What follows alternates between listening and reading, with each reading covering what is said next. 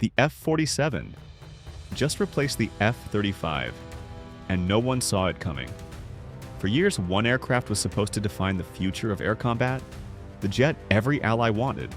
The platform was built in massive numbers, the one designed to dominate the skies for decades. And now, it's already being replaced. Not publicly, not loudly, but strategically.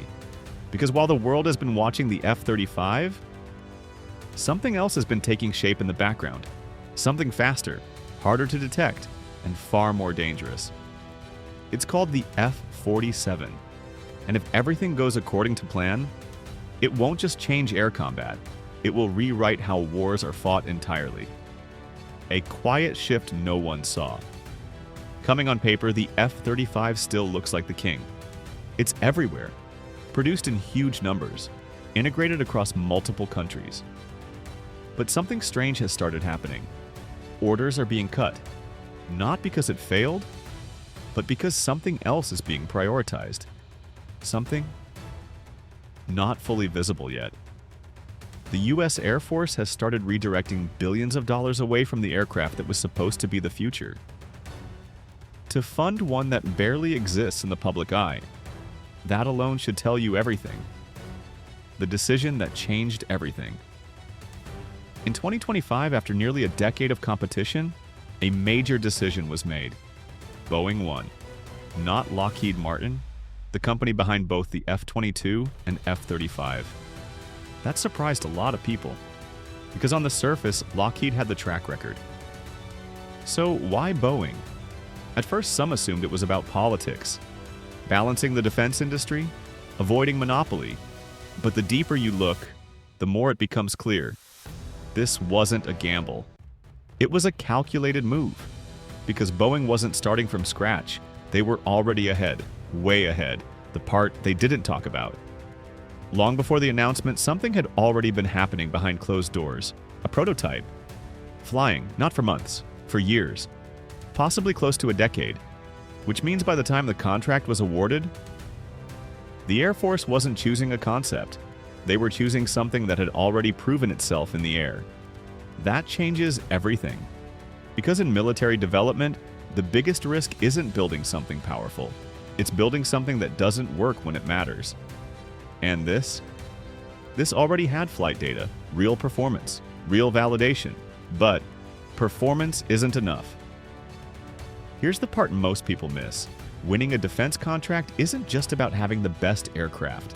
It's about proving you can build it again and again and again at scale. And that's where Boeing made its strongest move. They didn't just design a jet. They built the system to produce it. A massive modern facility. Optimized for speed, built for efficiency, not experimental, operational. So while others were still refining designs, Boeing was preparing to manufacture. That's how you win. So what actually is the F-47? Here's where things get interesting. Because the F-47 isn't just another fighter. It's not even just an upgrade. It's something different, completely. At its core, it's part of something much bigger, a network, a system. Think of it less like a single aircraft, and more like the center of a battlefield ecosystem. The pilot isn't just flying, they're commanding. Speed, range, and something more. Physically, the jet is expected to be larger than what we're used to. Longer range, higher altitude, faster speeds, well beyond Mach 2. And that matters, because speed and altitude don't just affect the aircraft, they affect everything it launches. Missiles travel farther, engagement windows expand, targets become easier to reach. But none of that is the real story. The real power isn't the jet. It's what flies with it. Drones. Not just a couple, not just support units. A coordinated swarm. And here's the key difference. The pilot isn't micromanaging them. They're giving intent. Scan ahead. Clear threats. Engage targets. And the system handles the rest. AI takes over execution, which means one pilot is no longer just one pilot. They become something else entirely. One becomes many. With current systems, controlling even 2 drones is impressive. The F-47, It's aiming for 4, maybe 8. That changes the math completely. Because now a single aircraft doesn't represent one unit. It represents a formation, a distributed force. Some drones scan ahead, others carry weapons. Some jam enemy systems. Some exist purely to be targeted, so the real asset doesn't have to be. It's layered, adaptive, and most importantly, expendable. A new kind of warfare.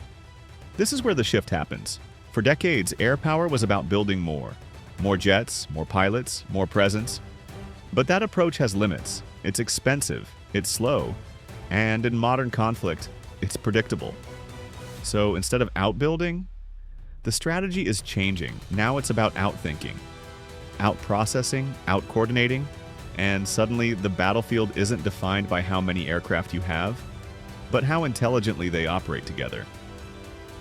But there's a problem. Actually, several, because all of this power comes at a cost, a big one. Each F-47 is expected to cost around $300 million. That's not just expensive, that's restrictive. Because no matter how advanced it is, you can't build many. Current estimates suggest fewer than 200. And in a real conflict, losses are inevitable. So the question becomes, what happens when your most advanced asset is also your most limited? The debate. Nobody can ignore critics are already raising concerns. They've seen this before. A highly advanced system, too capable to ignore, suck, but too expensive to deploy at scale. And history doesn't always reward that strategy, because sometimes quantity matters a lot. So now the military faces a dilemma. Do you invest in a few unmatched assets, or maintain a larger, more flexible force? There's no easy answer, and that tension is building. Meanwhile, something else is happening. While all of this is unfolding, another decision quietly adds fuel to the fire. F-35 production is being reduced, significantly, not abandoned, but slowed. And the reasoning is simple. Why buy more today? Do you have to fix them tomorrow? Instead, that money is being redirected toward upgrades, toward readiness, and toward something else entirely. Drones. Lots of them. The real investment. Because here's the bigger picture. For the cost of a few traditional fighters, you can build an entire fleet of autonomous systems. Hundreds, even thousands. Each one is contributing, each one replaceable. And when paired with something like the F-47, they become force multipliers. Suddenly, the expensive aircraft isn't alone. It's leading an army. And then there's the internal battle. This isn't just about technology, it's about priorities. Because while the Air Force is going all in, the Navy is struggling to keep pace. Their own next-generation fighter, barely funded at first, almost sidelined, only revived after intervention. Which raises another issue. Do we even have the capacity to build multiple advanced systems at once? Or are we reaching the limits of what's possible? So where does this leave us? Looking ahead, one thing is clear. The old model is fading. The idea that one aircraft defines the future, that era is ending. Instead, we're entering something new. A world where dominance isn't about presence, but about the connection, speed, data, coordination. And in that world, the F-47 isn't just another jet. It's a signal, a shift, a preview of what's coming next. Final thought. The F-35 was never the final destination. It was a stepping stone, a bridge. And now we're crossing it toward something faster, smarter, and far less predictable. Whether this new approach proves unstoppable or dangerously fragile is still unknown. But one thing is certain, the rules of air combat have already changed, and most people haven't even noticed yet.